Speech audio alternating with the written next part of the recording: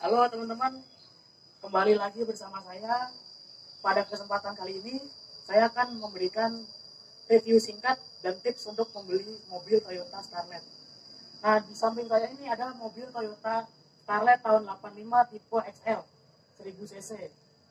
Nah, kenapa saya memberikan review ini? Ini untuk edukasi aja ya, untuk edukasi bagaimana sih cara mencari mobil Starlet yang sehat dan sesuai dengan keinginan.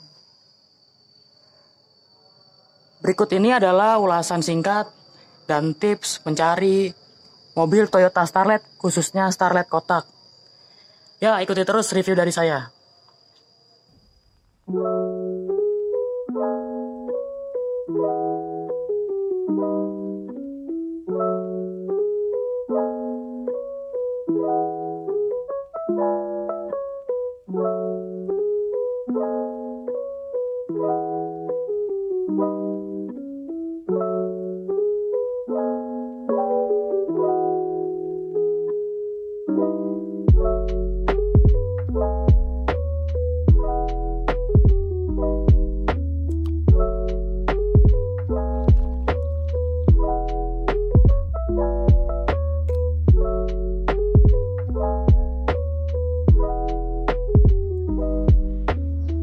Ya, jadi yang pertama kali harus diperhatikan dalam mencari mobil Starlet kotak, yaitu kita perhatikan eksteriornya.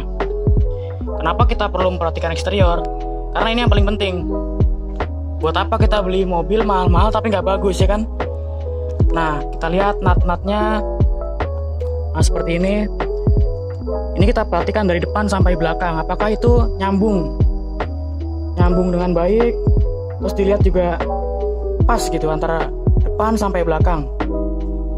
Kemudian setelah itu yang perlu diperhatikan juga perintilan atau spare part bagian luar, karena spare part Starlet bagian luar ini cenderung mahal. Contohnya seperti bumper, lampu sen, lalu headlamp, lalu di sini ada list body.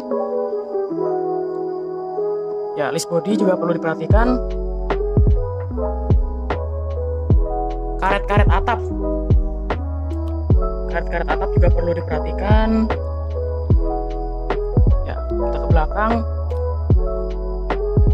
Untuk Starlet XL ini di belakang sudah dilengkapi dengan wiper. Ya. Jadi kelengkapan eksterior ini juga penting ya. Karena untuk stop lampnya sendiri itu harganya di atas 1 juta. Jadi ini penting banget.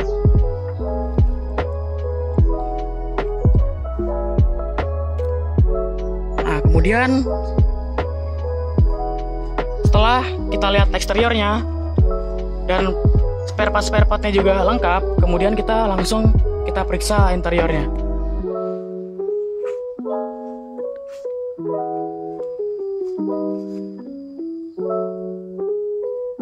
Oh ya, ini juga nggak kalah penting.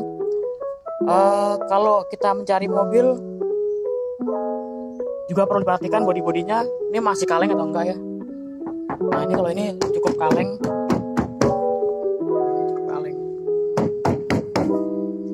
Nah, ini bukan belang ya, tapi kena matahari. Terus juga yang perlu diperhatikan di saat kita membuka pintu. Nah, dan kita tutup lagi, apakah langsung rapet atau tidak. Nah, ini juga menentukan ya. Nah, kemudian kita lihat interiornya. Apakah interiornya cukup rapi? Sebisa mungkin mencari interior yang orisinil, karena di sini adalah nilai plus dari mobil Toyota Starlet ini. Nah, ini untuk door trim juga masih orisinil, jok juga masih rapi, masih empuk ini. Ini door trim Toyota Starlet EP70. Seperti ini interiornya, kacanya kurang rapat. Seperti ini interior Toyota Starlet EP70 1000 cc. Nah, masih cukup rapi. Nah, sebisa mungkin mencari mobil ini yang rapi.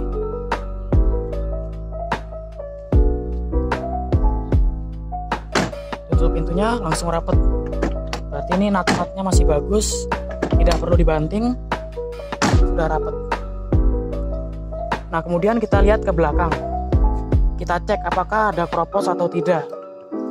Biasanya kropos mobil Starlet itu ada di belakang, di bagian roda. Nah, ini seharusnya ada kayak papan gitu ya di sini. Ada papan atau meja. Ini ada, cuman saya tinggal di rumah karena biasa bawa barang. Nah, biasanya di bawah-bawah sini itu biasanya ada karat. Nah, tapi untuk mobil saya ini sudah dipelingkut. Ya. Ini tempat ban serep. Nah, ini ban serepnya cukup rapi.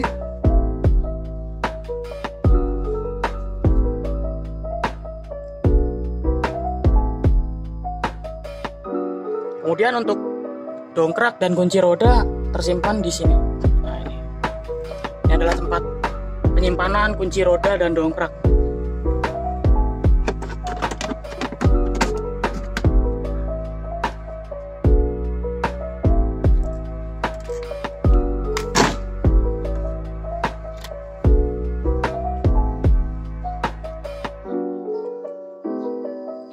Ya, kemudian selanjutnya setelah kita lihat bodi, kita ngelihat interior, yang nggak kalah penting dan sangat penting yaitu mesin.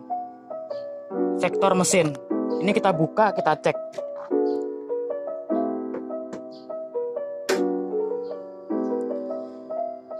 Nah, pastikan mesin semuanya kering, dalam keadaan kering, tidak ada rembes.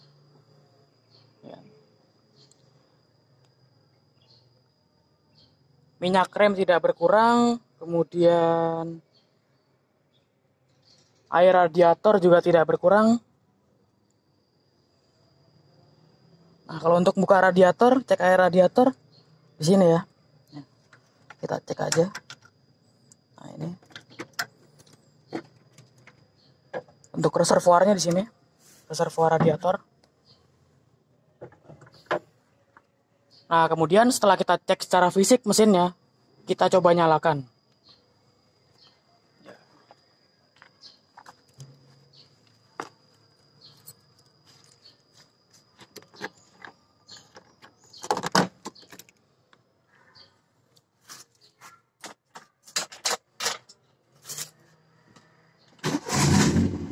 Nah, apakah sekali starter langsung nyala? Ya, jika langsung nyala itu menandakan bahwa dinamo starternya bekerja dengan baik atau masih normal. Kemudian kita lihat mesinnya. Apakah mesinnya halus atau tidak? Nah, kita harus mencari mesin yang halus untuk mencari mobil yang sehat. Kemudian kita cek kipas elektrik apakah berfungsi atau tidak. Nah, kipas elektrik adalah ini. Biasanya untuk kipas elektrik setelah mesin dinyalakan, ada yang langsung nyala, ada yang beberapa detik baru nyala ya. Itu normal. Yang penting nyala. Nah, setelah kita cek mesin,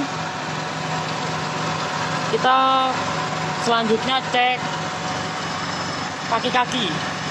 Yaitu dengan cara mobilnya kita coba. Kita test drive gitu. Ya, kemudian sambil test drive juga kita penting untuk memperhatikan fungsi kelistrikan dari mobil yang ingin kita beli atau kita cari. Yang pertama kita coba AC. Nah, ini AC kita coba. Nah, AC berfungsi dengan baik ini. Ya, pastikan AC-nya dingin. Kemudian setelah cek AC berfungsi dengan baik. Yang perlu kita coba yang lainnya itu lampu sen,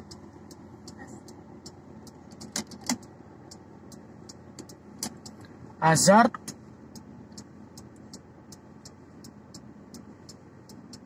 nah, kemudian wiper kita coba, dan air wiper tentunya ya. Air wiper apakah fungsi? Nah, ini berarti berfungsi dengan baik air wipernya, dan wipernya juga berfungsi dengan baik.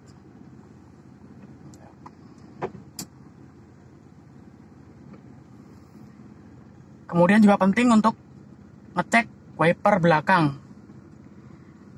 apakah berfungsi. Kita lihat aja dari sini, dari kaca. Nah, itu berfungsi. Nah, kemudian apa lagi ya?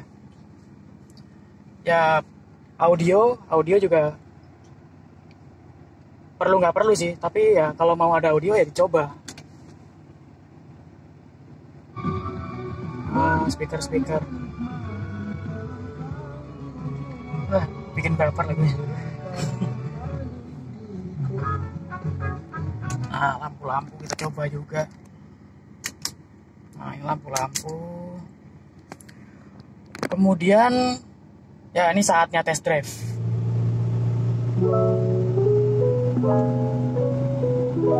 Nah, jadi untuk test drive ini apa yang perlu kita perhatikan? Yang pertama, kita test drive ini lakukan jangan sebentar-sebentar, lama nggak apa-apa. Yang kita lihat yaitu temperatur. Apakah temperaturnya aman atau enggak? Ini temperatur yang ini. Ya, kita pakai jauh, kita jalan 10 menit, 15 menit, nyalakan AC. Normalnya itu setengah ke bawah. Kalau lebih dari itu berarti itu nggak normal.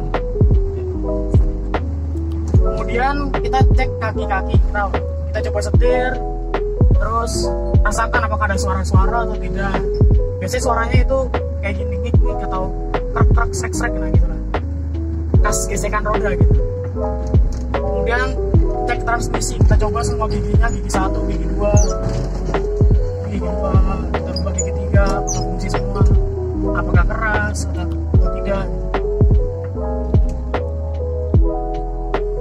Kemudian rem juga penting gitu, buat macet-macetan.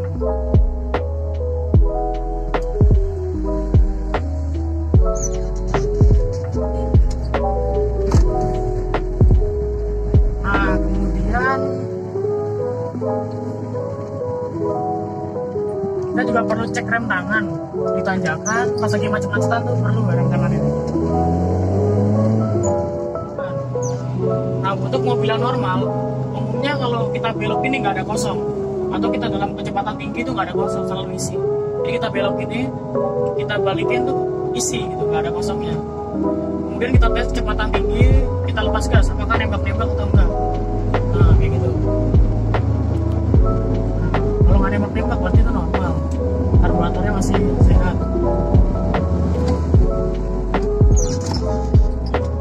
Kemudian sambil test drive juga boleh tes listrikan lainnya, misalnya lampu kabin seperti di atas. Saya coba nyalakan.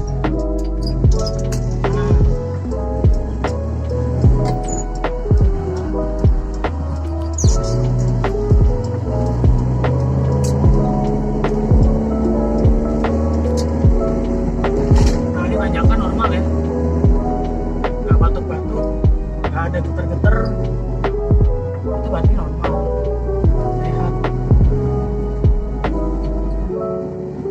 Udah jalan cukup jauh, kita lihat lagi temperaturnya. Temperaturnya juga masih normal, di bawah setengah.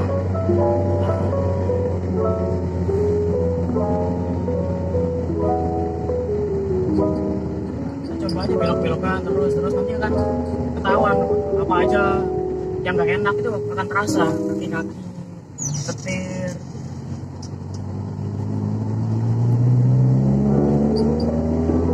Tenaga sendiri Starlet 1000 cc ini cukup mumpuni ya, cukup kuat untuk nanjak-nanjak juga masih oke dibandingkan dengan pesaingnya kayak mobil-mobil lain yang sejenis ini gitu, cukup bagus ya. Jadi kesimpulannya, kenapa kita harus pilih mobil Starlet, yaitu yang pertama, untuk Toyota Starlet kotak ini bensinnya cukup irit. Kemudian untuk mesin juga bandel, spare partnya juga mudah didapat. Kemudian untuk kondisi yang normal, AC-nya cukup dingin ya, nggak panas gitu. Di dalam ruangan ini nggak panas, sejuk. Terus kelemahannya Toyota Starlet sejauh saya memakai mobil ini, yaitu ada di shock breaker. Shock breakernya cukup keras, nggak kayak sedan pada umumnya. Kemudian tips dari saya untuk mencari Toyota Starlet, usahakan jangan sendiri. kalau bisa berdua, karena untuk ngecek lampu mundur, lampu depan, lampu belakang itu juga perlu temen. Oke, cukup sekian dulu video review dari saya. Apabila ada kekurangan saya mohon maaf. Ya, cukup sekian, terima kasih.